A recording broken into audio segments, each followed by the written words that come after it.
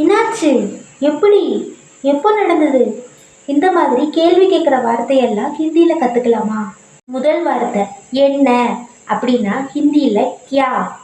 என்ன ஹிந்தியில் கியா. உதாரணத்துக்கு உங்களை யாரோ கூப்பிடுறாங்க, நீங்கள் திரும்பி பார்த்து என்ன கியா அப்படின்னு சொல்லுவீங்கள்ல, அப்போ என்ன அப்படின்னா ஹிந்தியில் கியா. ரெண்டாவது வார்த்தை எதற்கு அப்படின்னா ஹிந்தியில் கிசிலியே. எதற்கு ஹிந்தியில் கிசிலியே.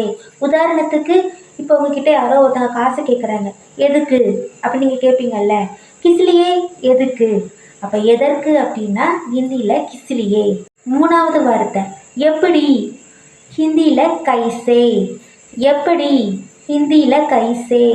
இப்போது உதாரணத்துக்கு உங்கள் ஃப்ரெண்டு யாரோ மேக்ஸ் போட்டுட்ருக்காங்க, அவங்களுக்கு ஆன்சர் வந்துட்டு நீங்கள் எப்படின்னு கேட்பீங்களே, கைசே.